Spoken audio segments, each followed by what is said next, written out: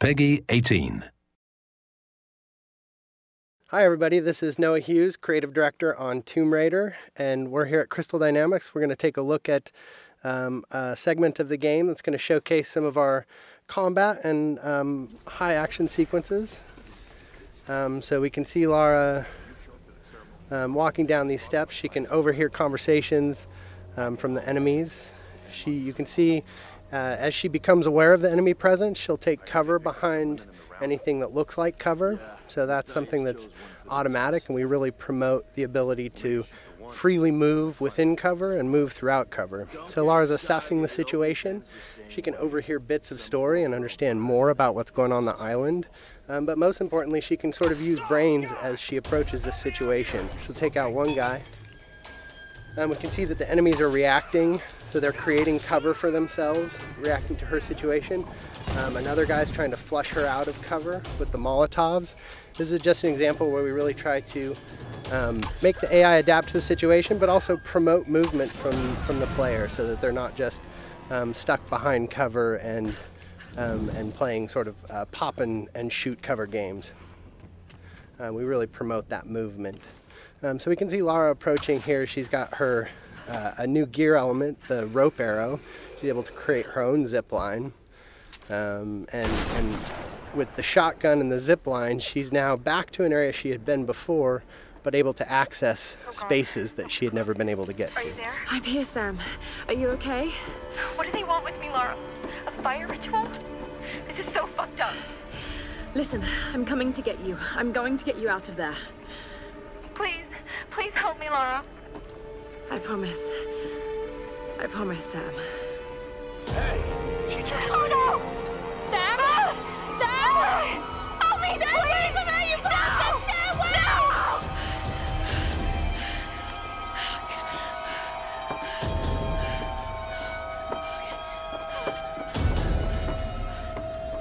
So we can see that Lara's friends, in particular Sam, is in trouble, and she has a very clear goal now, which is to make her way to the scavenger fortress where Sam is being held. So she knows that's down at the bottom of the mountain, and she's going to find a way down. I don't know. Another part of the plane? Keep working. I'll go check it out.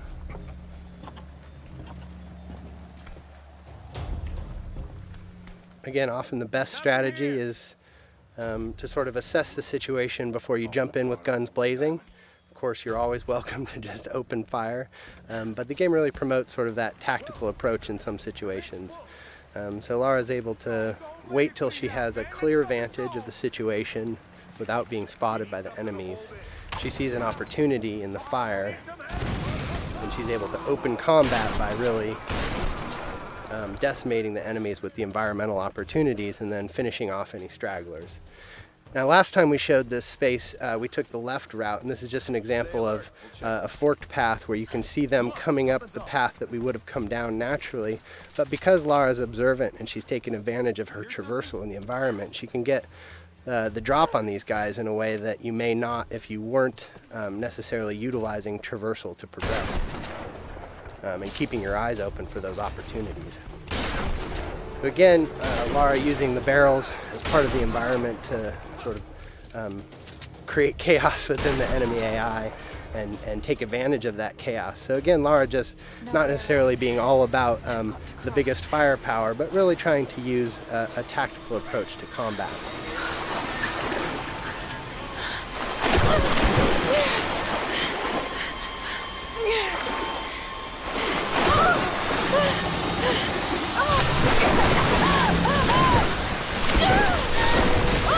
As is often the case, Lara's intended path down the mountain isn't necessarily where she ends up. So we could see an example of sort of a brutal death as Lara misnavigates the situation in the flood here.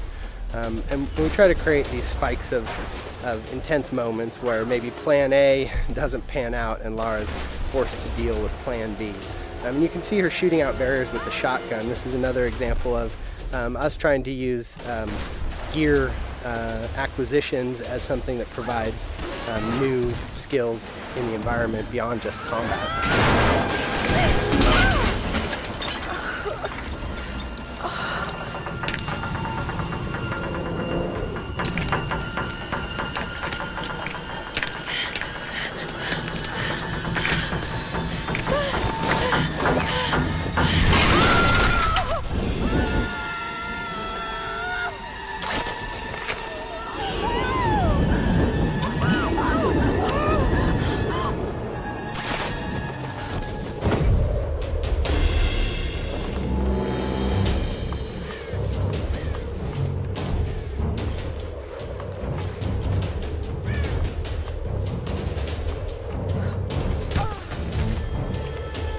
can see that Lara's been able to adapt to this turn of events and managed to find her way down the mountain, but is a little bit worse for wear, having gone through a pretty traumatic descent. So we see Lara sort of shaken from the experience, and ultimately this is really just awakening injuries that have started since the beginning of the game. You can see her side is already bleeding from experiences she had when she first washed up on the island, and that's just been made worse by her traumatic descent. And so we're sort of introduced to this new space. This is the scavenger town, and up on the mountain you can see the ancient palace, which has been fortified by the scavengers, and really that's where Lara thinks Sam is being held, and so her goal, Sam and the others, so her goal is to really make her way into that palace. But you can see that she really is sort of feeling the effects of the fall, and as she stumbles her way into this new space, we realize that Lara is indeed worse for wear and has limited traversal capabilities. So you can't necessarily climb from roof to roof like you might if you were in the best of health. So Lara is really forced to sort of in a position of vulnerability to sneak her way towards the medical chopper that she saw, and hopefully find some supplies that are going to help her deal with her current situation. I don't know what you're talking about. Please. You are lying. I know you escaped with them. Please. I don't. I need to loosen your tongue. Tell me! So we can take a moment to overhear some of the story. That's always optional, but we try to infuse a lot of the environments with some of the backstory, and that's actually foreshadowing something that will come up a little bit later in the story. So we make our way through this grotesque tunnel, again trying to get to this medical chopper in hopes of dealing with our injuries, but really trying to take a cautious approach and stay away from these nasty scavengers. We're starting to sort of get into the heart of it. This is Lara's journey into the belly of the beast, so to speak, and we really see her sort of having to engage in direct conflict in ways that she hasn't up until this point in the game. So we can assess the situation. The guy on the top was a threat.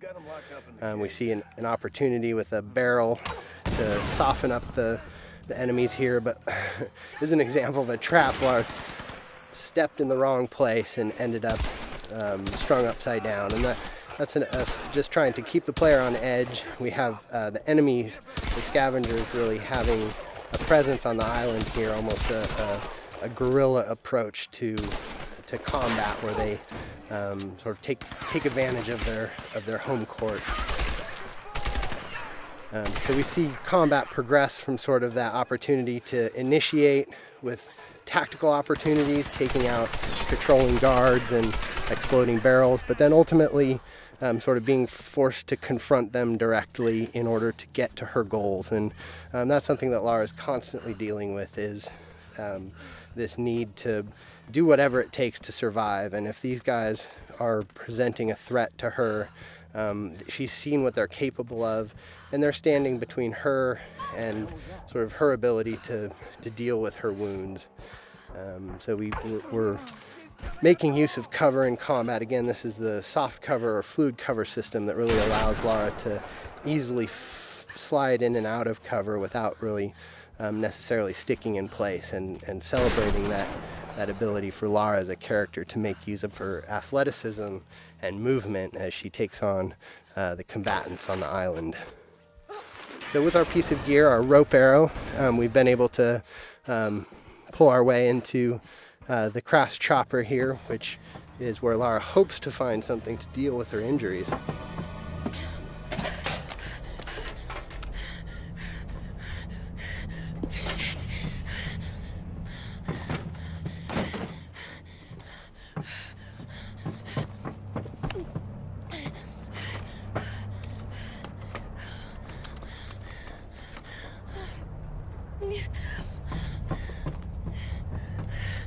Sorry.